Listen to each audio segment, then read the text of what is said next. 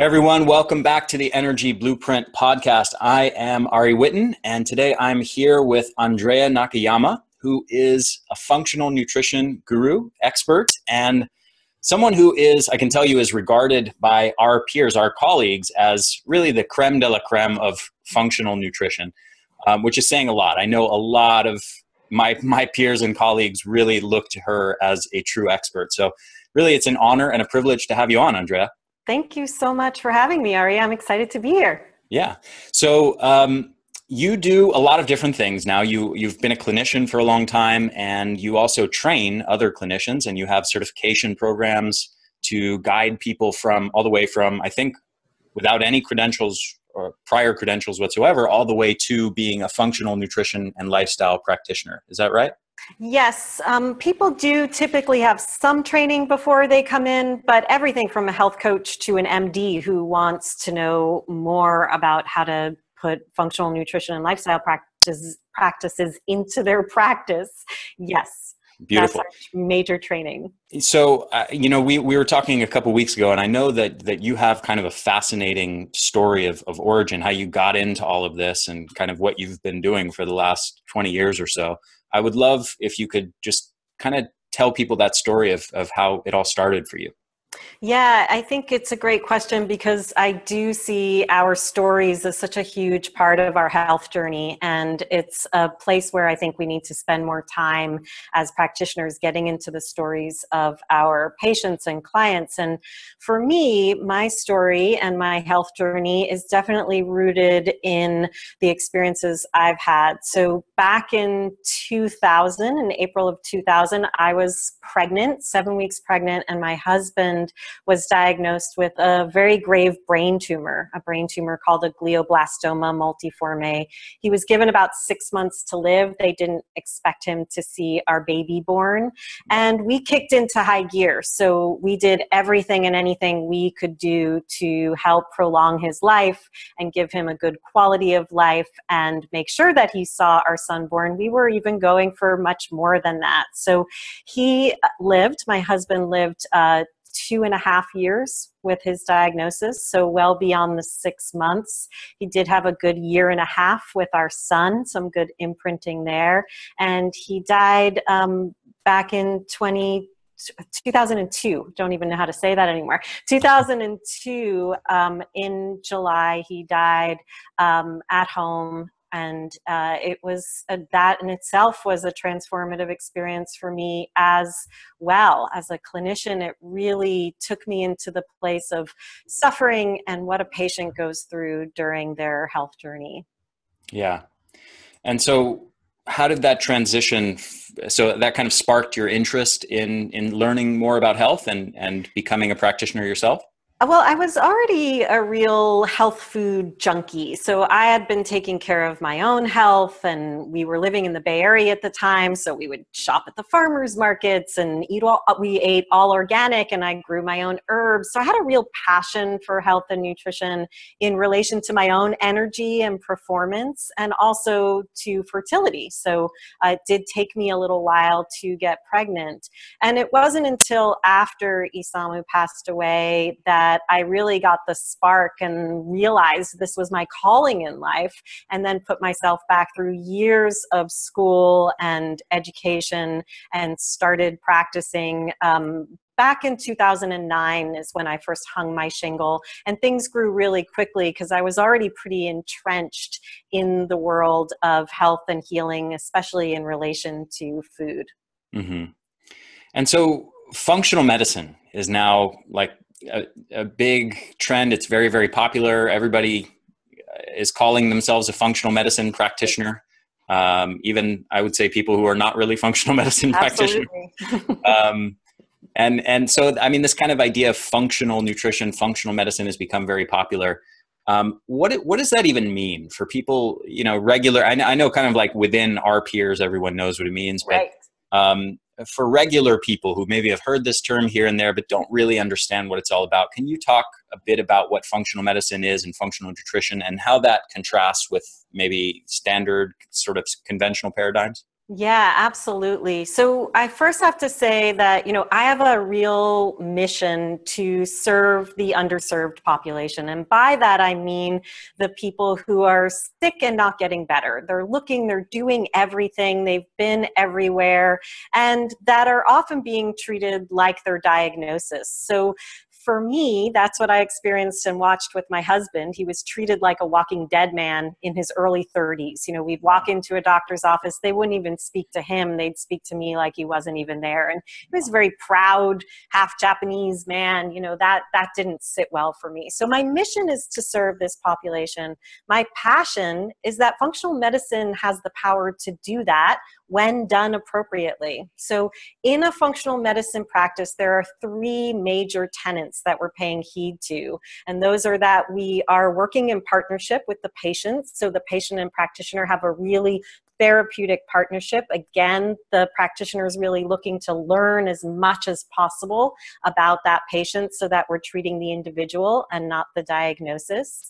That we look for the root cause, that we're always asking why, and we understand what the history means there, what the genetics, the triggers, what is working for a person, what isn't, what's happening physiologically. And then the third tenet is that we work in systems. So we understand the biological systems in the body. How is everything interrelated? So you're not just going to a gastroenterologist and then an immunologist and then your OBGYN and then your therapist. It's all connected. It's all interrelated.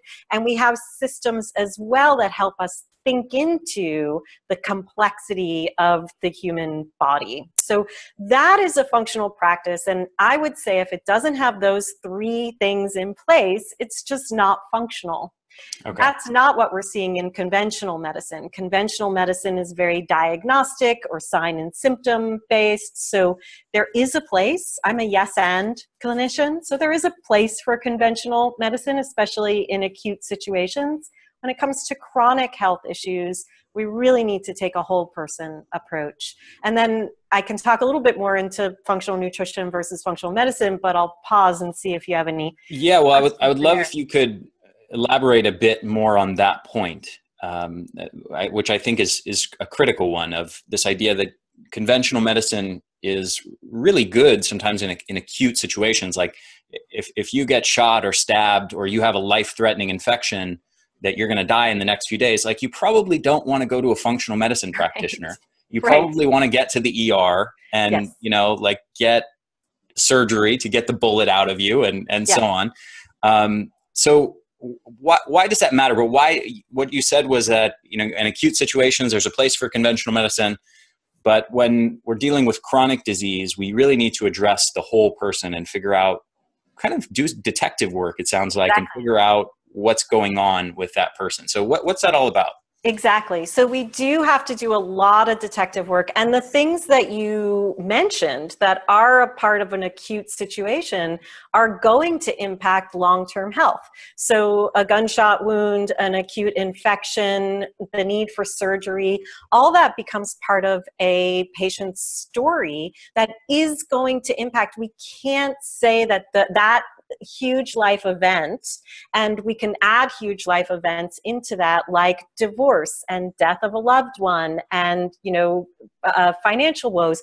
All of those things start to make an impact on what our body can handle. And that's where the chronic health issues start to form. They're not just one thing. They're all these life events that are really adding up to bring us to a place where there is a chronic health condition. And that chronic health condition can manifest as something that is a diagnosis, like an autoimmune diagnosis like Hashimoto's or lupus. It can also just manifest as signs and symptoms that don't go away with the quick fixes, like energy and fatigue and insomnia and weight loss resistance. So all of those things are there for a reason. And like you said, as clinicians, we have to be detectives to figure out what led us here. What's the trajectory? And that's where we get to the roots of the situation and start to reverse it, as opposed to just putting Band-Aids on while ignoring, wait a minute, there was a surgery that happened when you were 10 that you didn't tell me about, and that was the point where you started to have GI issues. Let's put those two together and figure out how we address this. Gotcha. So let's dig into that a little bit more, because I think there's a lot there as far as what that detective work actually looks like. And I also know that this is kind of confounded a little bit by the fact that there are some diagnostic testing, or tests, I should say, even that functional medicine practitioners use, that are seemingly very scientific and very cutting edge and very accurate, and yet are not really. You know, to give an example of this, I was actually exchanging emails the other day with our mutual friend, Alan Christensen, and he was telling me about a story where he was training a particular physician in 2012, and it was a new physician, and she was very enamored with tests, like all the different, you know, labs that you can get done, blood and saliva hormone panels and urine testing hormone panels and so on. So he said that he did a comprehensive test on himself of blood tests, urine tests, and saliva tests, complete, you know, hormone panels from multiple different labs. And he sent me the results of all of these tests the other day. And they were just wildly inconsistent with one another. So, and the only one that was even compatible with like him, that was even, you know, kind of even made sense, was just kind of the standard blood test. All the other full saliva hormone panels and urine hormone panels, you'd look at them, if you were looking at them only in isolation with that one test, and you'd say, wow, this is giving me amazing data. Right. And yet when you do all these other tests, you realize, wow, there's huge inconsistencies here. And if I had only done one of these tests, I might have been chasing after all these abnormalities that aren't even really there. Yeah. So I'm going to back way up and talk about the systems and tools we use, and then where testing is has a place and what kind of testing, if that's okay. Absolutely. So from a functional nutrition perspective, and this is where the difference between functional nutrition and functional medicine exists, I have a lot of systems that I've developed that enable us to really do this detective work. And there's a system that I've developed that's called the 3 tiers to epigenetic mastery. And I know those are maybe confusing words, but we really want to master our genes and master our destiny. So it's really the 3 tiers that we need to look at. Tier 1 are what I call the non-negotiables. Tier 2 are deficiency to sufficiencies, and Tier 3 is dismantling the dysfunction. And I have real quick, Andrea, do you mind, just for anyone who's not familiar with the term epigenetic, do you mind explaining what that is? Exactly. Yeah, I know it's a big word. So the epigenetics are the factors that bathe our genes. Everything we do, remember I was talking about our stories, the way all those things impact our health downstream. The epigenetics are the factors that bathe our genes, and they're made up of all the things we do every day and have done in our entire lifetime. So the funny thing, if we talk about testing, is if we look at genetic testing, it doesn't tell us a whole lot in terms of therapeutics, because it just tells us what the blueprint is. It doesn't tell us what's turned on or off. It's the epigenetics that actually turn those genes on or off. And the epigenetics are what you do with your life and what you have done with your life day in and day out.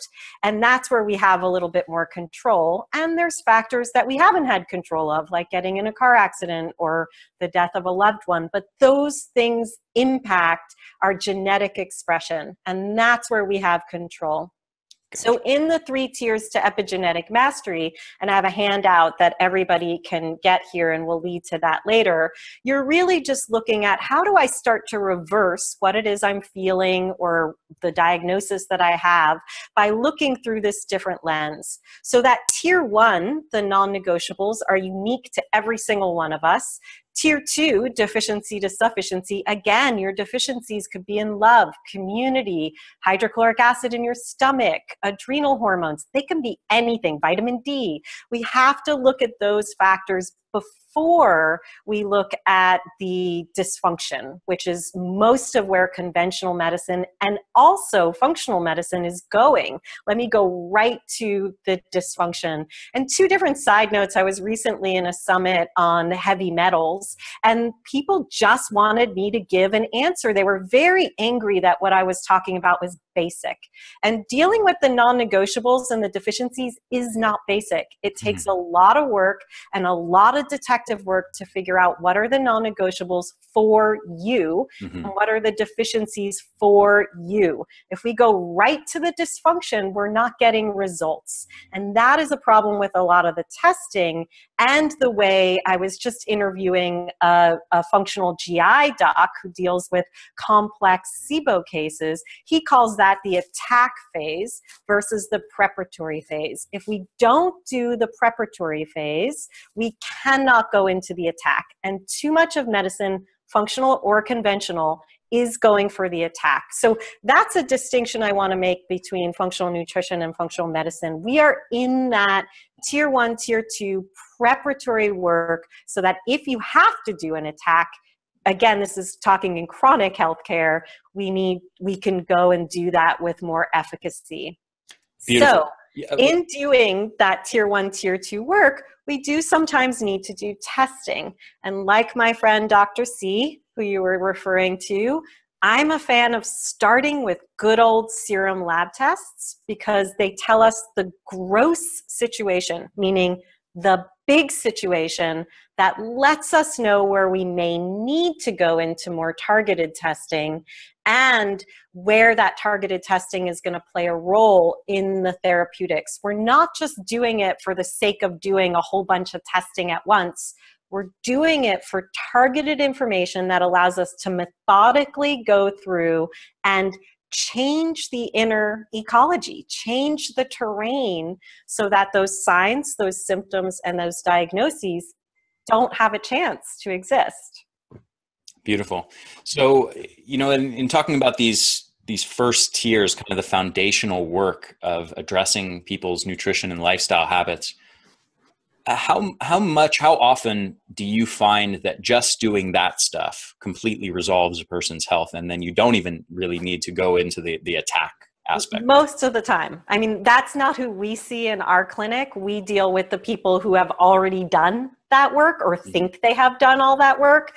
But most of the time, for most individuals, doing that tier 1 work alone, not even doing tier 2, will begin to address and reverse the signs and the symptoms that they're experiencing.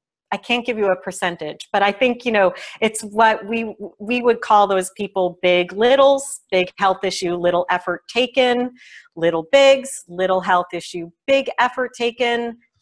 I love that distinction, by the way. Yeah. I read it in your book and I really enjoyed that. I'd never heard that before. And I thought it's such a nice way for the clinician, for the practitioner to conceptualize what kind of person they're working with and to not only, kind of help direct what treatments are going to be best, but also to help even just communicate with that person.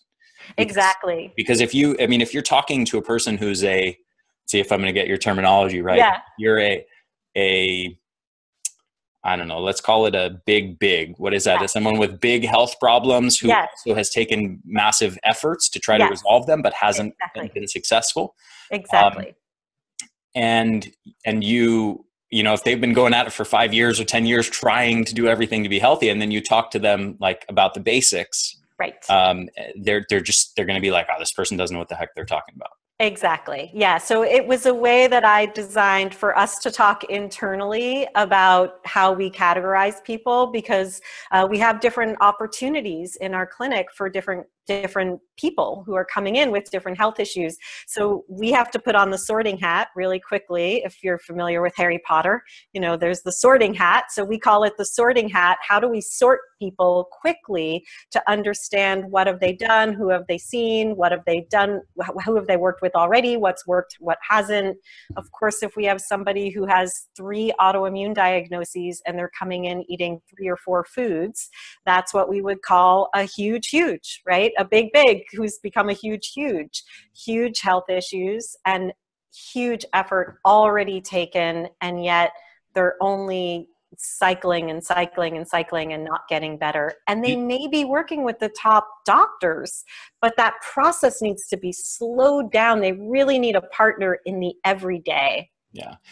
Just trying to make sure I heard that correctly. Did you say eating 3 or 4 foods? Like I did. As if they've gone on such elimination diets and they're reacting to this, they're reacting to that, that eventually they eliminate so much that all they can eat is 3 or 4 foods? Exactly. That's often who we see. People coming in who they're so reactive, and they've done the, all the testing. They know they have leaky gut. They know they have these infections.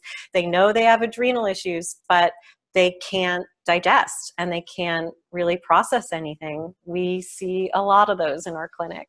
Let's digress into that a little bit more, if you don't mind. I'm curious to know maybe kind of an overview of what it looks like to get somebody from that situation back to a more normal diet with lots of variety and not being so reactive to every little thing, and not also, the actual objective reactions that a person experiences from food is one thing. And then it's also another thing to deal with what's going on psychologically, as far as orthorexia and dietary neuroticism and phobias of lectins and gluten and, all the different toxins that all these different diet gurus have been talking about. It definitely gets crazy. And I definitely also want to, come back to a little bit of the functional testing and the true but partial piece, so we can bookmark that. But for us, a lot of the tools that we're going to use are in the realm of detailed tracking. So oftentimes when a patient comes in that situation, like we're talking about, they are very much stuck in the weeds. They can't parse out what is making them feel bad, what's making them feel worse, where might there be other factors besides the food that are impacting them, stressors in their life, in their home environment, toxicities, relational toxicities, sleep issues, the quality of their water. There might be so many different things that are impacting their ability, and they're placing it all on the food. When I eat that, I'm reactive. So we actually do very, very detailed tracking with those individuals so that we can both assess their history. When did this happen? What was happening at the time that you became so reactive? And we can look back to those roots, as well as what else is happening physiologically, but particularly, when does it feel better? When does it feel worse? What time in the day is it happening? When are you eating? What are you eating? What quantity are you eating? We're looking at every detail, so then we could try reintroductions very methodically based on, bringing up the nutrient density to get them to a point where I think we had a success story this week in the clinic where somebody came in eating 4 foods and she's now eating 50 foods. Nice. Ultimately, we want people eating a diet that is as diverse as it can be, because these limited diets introduce deficiencies. So when we think we're in a healing mode, we actually impact that tier 2 arena by introducing deficiencies by the limitations. And I'm a huge fan of therapeutic diets in a therapeutic manner, which means they shouldn't be done long term. People are eating autoimmune paleo for too long. Yeah. If you're not getting better on a therapeutic diet, there's internal physiological work that's not getting done while you're eating the therapeutic diet. The therapeutic diet isn't meant to heal you. It's meant to remove the reactive substances that are coming in so your body can do the healing. So it's both situations at the same time, and people are using therapeutic diets as the healing mechanism and therefore introducing this cycle of deficiencies. Yeah, and that's such an important point, and I see it all the time where people just end up on more and more restrictive diets, and they become afraid of foods. They're convinced that they react to dozens of different foods, and maybe they do. In some cases, I'm sure they actually do, and in other cases, it's psychologically nocebo effects. Right. But what happens there is really insidious, because you may actually feel better initially. You may see improvements. And so you think, I found the secret, the best way to eat. and I'm going to eat this way forever and ever. And then what happens is that that way of eating that was once actually beneficial now becomes something that's counterproductive.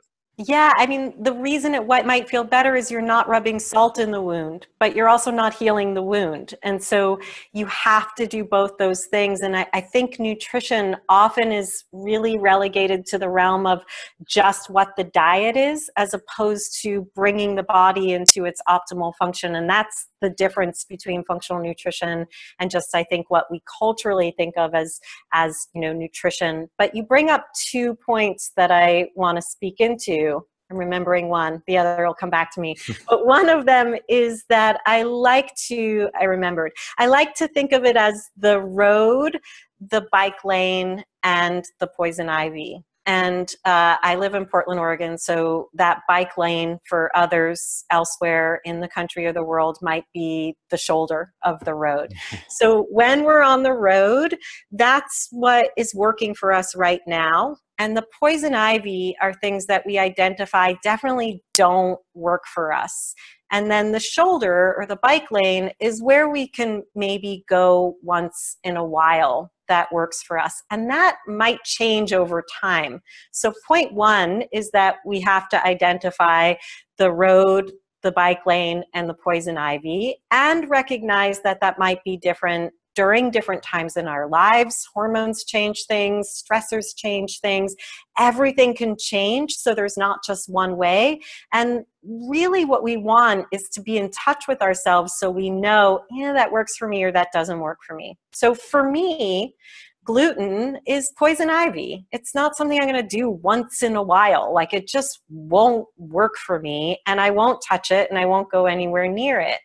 Eggs, which I think are a perfect food, but my body doesn't tolerate them well, are going to be in the bike lane for me, and I'm going to be very judicious about when I eat something that has eggs in it. And if I'm going through a more stressful time, I'm not going to eat the eggs. If I'm traveling, I'm not going to eat the eggs because that's more stress for me. I have Hashimoto's with my autoimmunity. So it's that awareness that I think puts us as patients back in the driver's seat, knowing I have a little flexibility. Here's where it is. Here's where it is right now. I know those things are off limits for me. Can't do them. They take me down too much. The risk reward isn't worth it. And here's my lane. Or if here's my lane is too narrow, how do I get help widening my lane and widening my bike lane so I can actually live a fulfilled life and I don't feel like I'm restricted all the time? But again, it does change. It's going to change based on a number of factors, because all those factors in our life really increase what's called our allostatic load, our resilience, so to speak. So, and if I'm interrupting, was there a second point that you? That's the second. The second point is it changes. The first point is, identify, and for ourselves as patients, and I identify all of us as patients, knowing those for yourself and getting help identifying those is what gives us a little bit more flexibility instead of feeling like we're in that orthorexic place.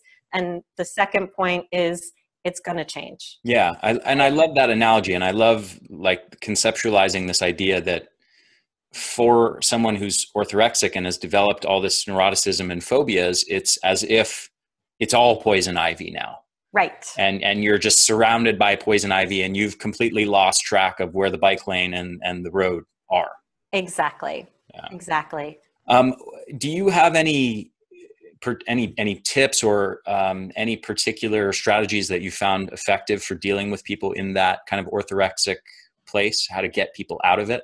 I think you don't need to do it alone. I think that when you're caught in that place of identifying everything as a problem, that's a really good sign that you need to raise your hand and get some help from somebody who can track and look at it from a different vantage point. So, the model that I speak into in functional medicine is that, we have the doctor who can see food matters, lifestyle matters, but they don't necessarily know how to go there. The patient, we as patients, we are literally in the weeds. We do not have the vantage point, especially if we're experiencing signs and symptoms, to see. But the role of what I call an allied functional medicine practitioner, which is the realm of functional nutrition, getting that help from somebody who has a different vantage point but does understand the factors of your everyday. If you find yourself in that situation, I think it's really important to find somebody to work with that isn't just going to push food for the sake of pushing food, but is going to work with you to determine what works and what doesn't work for your body and your system. So that would be my number one tip. You don't need to do it alone. Beautiful. So let's go back to the functional lab testing. If now's a good time. Yep. And I would love to get your input on that, on basically like kind of all these seemingly scientific things that maybe aren't quite as scientific as one would think. Yeah, for me, it really comes down to, and like I was saying, those serum labs are critical. And we have an extensive list in our clinic of the serum labs that we like to look at that give us some baseline information. I mean, some of that information is, are you dehydrated for your body? Like, we have to look at the function of your red blood cells. If your red blood cells aren't functional, if they're not doing what they need to do, you're going to have a really hard time healing. So somebody who's not putting a functional lens on your regular old serum labs and is jumping to functional testing is bypassing what your body is actually capable of before dealing with any of those intricacies. There are then tests that I do think give us more information when we need it, whether that's stool analysis and organic acids, different kinds of hormone testing. We use sometimes salivary, sometimes urinary. When we need further information there to help us with the next stage therapeutics because we've run our course, we will systematically do those based on the actual person and what we're seeing that we need. Also food sensitivity testing. Every test is true but partial. And what I mean by that is it doesn't tell us the therapies. We can't base our therapies on the information on the test. We're not treating a test, we're treating or making recommendations for a person.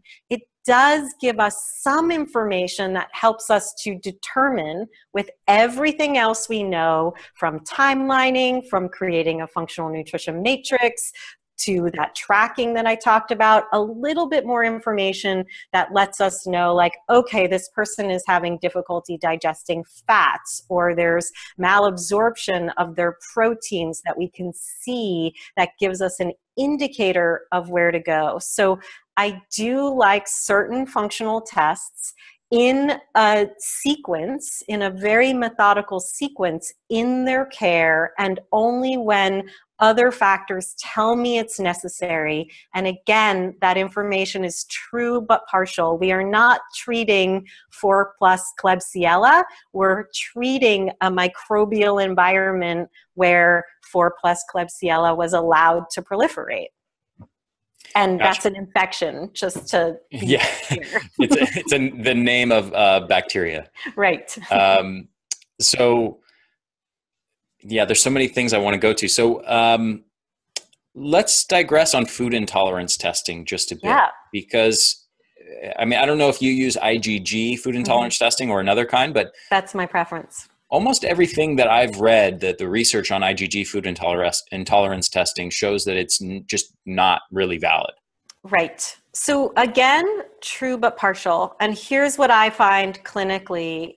We have 5 different kinds of antibodies in our body, and the IgGs are one of those antibodies. To break that down, antibodies are part of what is called our adaptive immune system. So our immune system has 3 layers. It has our skins, and that's the skin on the outside and the skin on the inside of your digestive system. That's the first line of defense.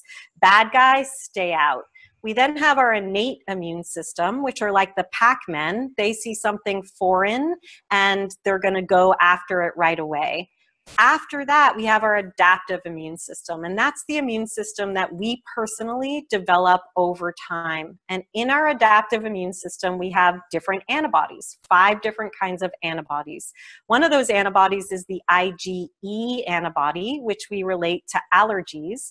The other antibody, which is the most prolific antibody, are the IgG antibodies. So there are more IgG antibodies than any other antibody in the body overall. The IgG antibodies are usually the antibodies that we've developed personally that are activated in autoimmunity. So for me, as somebody with Hashimoto's, I have IgG antibodies that my body has developed and trained to attack my thyroid tissue. So those are IgG antibodies. So when we're testing for food sensitivities and we look at IgG antibodies, what that's telling me, more than you can't eat all these foods, is the abundance of that kind of antibody in the body. Prior to doing IgG antibody testing for foods, food sensitivity testing, I might want to look at a CBC, which is a complete blood count, including a differential, which tells me the different kinds of white blood cells. In those different kinds of white blood cells, I'll see the lymphocytes, which are where the antibodies exist. That lets me know if those are ample or overgrown or not. I then might look at a full serum immunoglobulin test. Are the IgGs high overall before looking at IgG food sensitivity testing? So I don't know if that makes sense, Ari, and how I'm breaking that down. It does. Again, going back to the serum labs, where do the serum labs tell me I might need more serum labs before I'm doing any specialty testing, which may give me a true but partial, but also a false negative or a false positive? The place where we see lots of IgG activity could indicate leaky gut, excess autoimmune activity. So I'm reading those tests. I always joke that there's almost like a witchy way, or there's a way I'm reading it like somebody who knows tarot cards might read that. It's information that tells me something, but not, hey, you can't eat eggs ever again. That's not what it's telling me. And in that way, I don't think of it as scientific, but it is giving me some information. So it's probably a good example of how those things correlate. Do you know how many practitioners I've met that have explained things in that way? Well, now there's one, and so I'm pretty sure that it'll probably stay at one for a long time. But no, and the reason I say that is, it sounds like you have a very specific. I mean, first of all, it sounds like you've done a lot of deep thinking based on accumulating a lot of knowledge about this subject, and that you've developed a very sophisticated and nuanced system of, kind of systematically going through and doing this test and this test and this test. And that's beautiful. And I know that you're getting great results, but for the average person, how likely are they to go see, their local functional medicine or functional nutrition practitioner who does things even remotely similar to the way that you do? Well, my hope is that the students that I train, the practitioners I train, particularly those in the certification program, I'm drilling it into them. This is a way we really need to think and break things down. And it does take drilling, because I think it is a unique way to think in the clinical realm. I tend to have sort of a Renaissance way of thinking. And for me, when people talk about evidence-based medicine, I get a little frustrated, because evidence is also true but partial. To me, the evidence is in the physiology, and that's what that explanation is rooted in. Like, if the physiology tells us something and the test gives us a little bit of more information about the physiological function, how do we connect the dots and put that all together? So I think it's a thoughtful clinician who's going to take time. And unfortunately, I think we're asking too much of the doctors to do that. I think it's out of their scope in a lot of ways, and out of their pay grade in terms of time, which is why I think I need to train an army of practitioners that can work with the physician and with the patient to do that kind of critical thinking. Yeah. Yeah. I mean, I think most clinicians who even do the kind of testing, and they may even do the exact same tests from the exact same laboratory that you Right. do, but they're going to interpret them, almost guaranteed to interpret them in a radically different way than you're going to interpret them. I mean, most people who are going to do an IgG food intolerance test are going to say, oh, this means you're intolerant to all these foods and you got to get them out of your diet. Exactly. I think clinically we exist in an A equals B culture. And really, A doesn't equal B, because A in any one system, any one person's system, is going to mean different things. And that's why that whole, what I think of as a functional lens, really does give us some different insights. Yeah. So, I want to go into fatigue and energy, but real quick on the testing, I'm curious if you have any particular kind of like favorite tests that you find really, really useful and insightful, like maybe organic acid tests, or I'm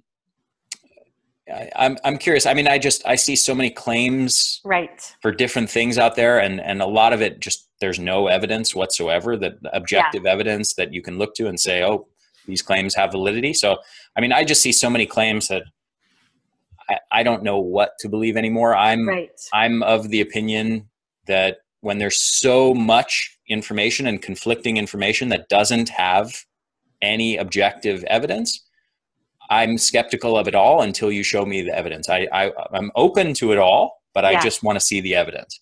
So, organic acid testing, I've seen people claim it relates to neurotransmitter imbalances and mitochondrial function and, all kinds of things. But anyway, I'm just curious if there are any particular tests that you find really useful. Yeah, I think, I'm going to take us back to those serum tests, because for me, that's number one. And we track those because any test is just a snapshot in time.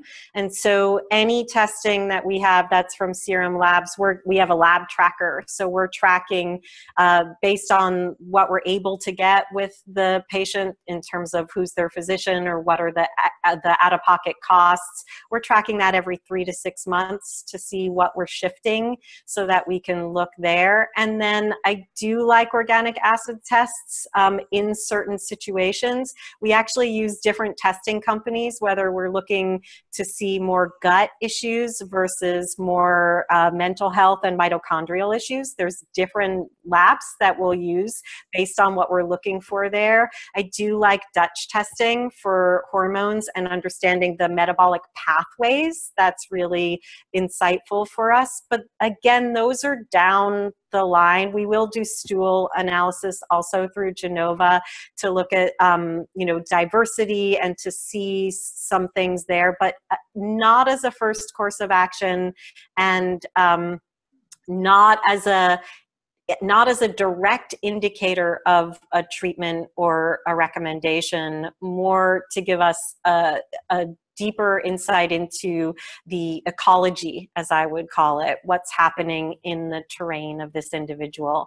So I do like those, and I do like IgG sensitivity testing, but not until I've done that previous work. And then there might be some one-offs that are true for an individual. I'm not a huge fan of getting genetic testing.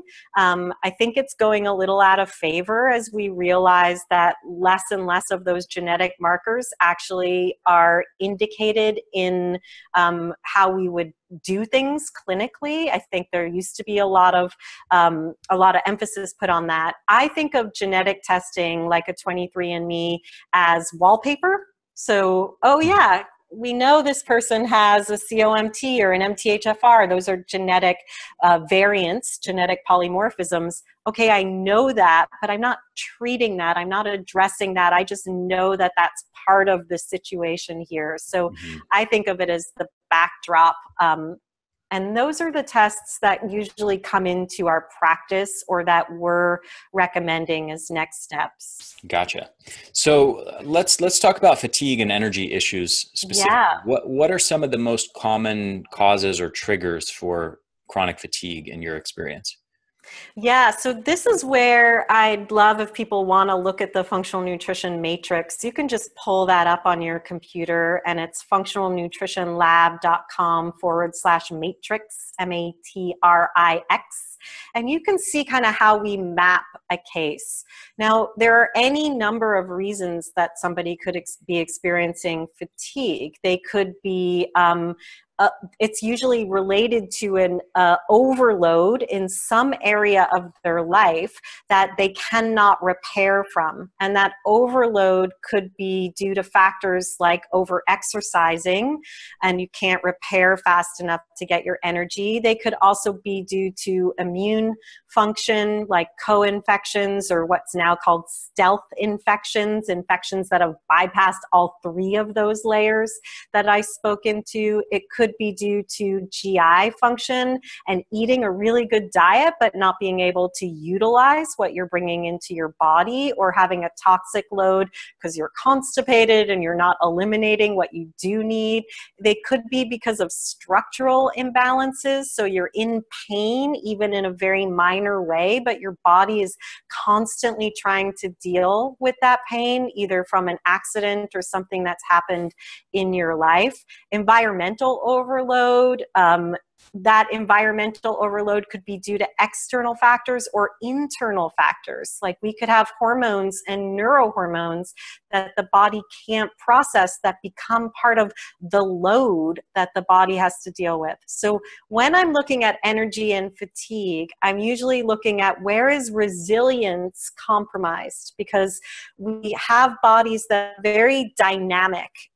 We are meant to be able to process and adjust to everything. And if we can't, it's because some bucket is full somewhere. And the detective work we have to do is, why is your bucket full and not able to empty? What's happening? What did happen? What's not functional that's not allowing you to repair and recover? And then, there's one thing I was thinking about and talking to you, Ari, that I don't think is spoken about enough, which is just passion in our lives, passion and purpose. One thing, Ari, that I was thinking about in knowing that we were going to be talking today is that one of the main factors in life that I think has to do with energy is passion in our lives. And I don't think we pay enough attention to it. And, I'm in my early 50s. I never struggle with energy, knock on wood. And that I think is really in part due to how fortunate I feel to be living the life despite some of the challenges I've had, the loss of my husband, being a single mom, growing a business all on my own. Wow, I get to do what I love. I get to touch people's lives. I get to live a life that's filled with love, because that's what our work is about. For me, I think passion and knowing that we are living in some part of our lives a life of passion really does fuel our energy and our ability to repair. Yeah, I'm so glad that you brought that up, because I feel so many people in the functional realm and also conventional medicine. You look at people as a series of lab tests and as a series of numbers and data and trying to figure out their problem, and the kind of intangible things that you're alluding to there with passion and purpose. Yeah. There's no test for a blood test or a urine test or a saliva test where you're going to show your level of passion and purpose in life. And yet those factors have a huge impact on your health, and certainly on energy and fatigue and motivation. You can, to put it differently, in my opinion, you can be on the perfect diet. You can have all the perfect lifestyle habits. You can be on the most amazing supplements in the world. But if you don't wake up every morning with a strong sense of purpose and passion for what you're going to do that day, yep. I think, honestly, my theory is that it switches off certain genes that are involved directly with energy. And I actually think that after a certain age, passion and purpose are like huge longevity factors, where if you don't have that, and this is totally unproven speculation, but I really think that it kind of signals to your genes epigenetically that there's no real reason for you to stick around anymore. I mean, nature doesn't have a purpose for you anymore. If you don't wake up with that motivation to go do something and that you're passionate about, I think nature says, okay, this person is done, and they don't need to exist anymore. And so I mean, it's the very field reasonable that their cellular health will decline and they'll age faster and meet their demise a lot sooner. Yeah, and I think, the field of neuroimmunology touches on this, but I think there's more to be done there. I mean, I'm really curious about the impact of grief on our cellular function, the impact of love on our cellular function, and like we're talking about, the impact of purpose. And that purpose doesn't need to be such a huge, big deal like changing the world.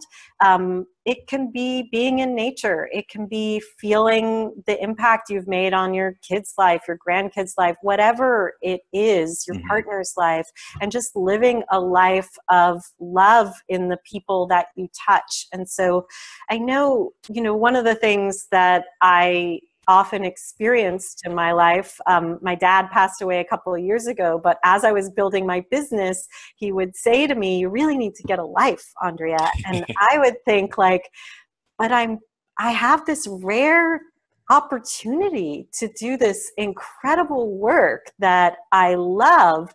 And how is that actually fueling me, and not something we see represented in our culture very much? We don't get to see people living their purpose. People are more in a mundane way of living. So I do encourage people to find what resonates for you and tap into that. Yeah. So I would love if we could finish on the note of maybe your top one or two or three, whatever you want to do, piece of advice or tip that you can give people struggling with their energy levels. Yeah, I'm going to just talk from the functional nutrition realm, less esoteric here, and say you got to be sleeping, you got to be pooping, and your blood sugar needs to be balanced. And if those aren't dialed in, everything you do is an uphill battle. And if you need help sleeping, pooping, or getting your blood sugar dialed in, then get some help to do those things. But those are critical for us to be in our fully functional place. And I truly do believe, and this goes back to the more esoteric aspect, that when our body is doing what it's supposed to be doing, that's when we can actually receive the messages of what our purpose is. We can feel it more. When we're not physically and physiologically functional, it is harder to find that place in ourselves. Yeah. Beautifully said. Andrea, this has been an absolute pleasure and privilege to have you on. And I really, really enjoyed this conversation. And I think everyone's going to really enjoy it too. So thank you so much for sharing your wisdom with my audience. It's been a pleasure. And I hope to talk to you again soon. On one final note, you're doing training, obviously, for lots of other practitioners. And as I said, Andrea is really looked to by all of our peers and colleagues as absolutely top notch in this area. So I personally recommend her course, and I've looked at some of her work, and really, I just want to give you my personal endorsement here. I have a lot of people on the podcast. I don't always necessarily agree with everything they say or want to personally send people their way. But in your case, for anybody listening to this who's interested in getting training, who wants to get certified as a functional nutrition practitioner and functional nutrition and lifestyle practitioner. I like that you add the lifestyle part, by the way, because a lot of people are just myopically focused on nutrition, and I think that's really important. Yeah. But for anybody listening who wants to get certified, highly, highly recommend going to go through Andrea's certification program. So I don't know if you want to add a little bit of info on that and kind of take through what that's all about.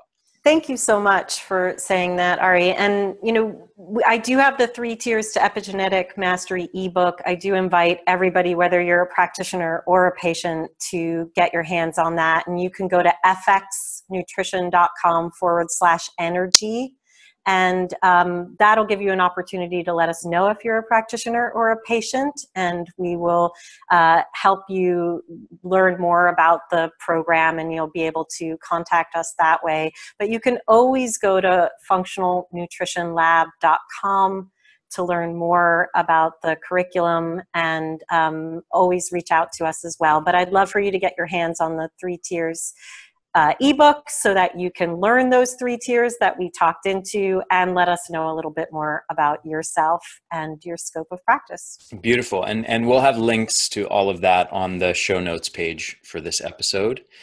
So Andrea, thank you so much. Really been an honor and a lot of fun to have you on. Thank you, and enjoy the rest of your day. You too. Thanks, Ari.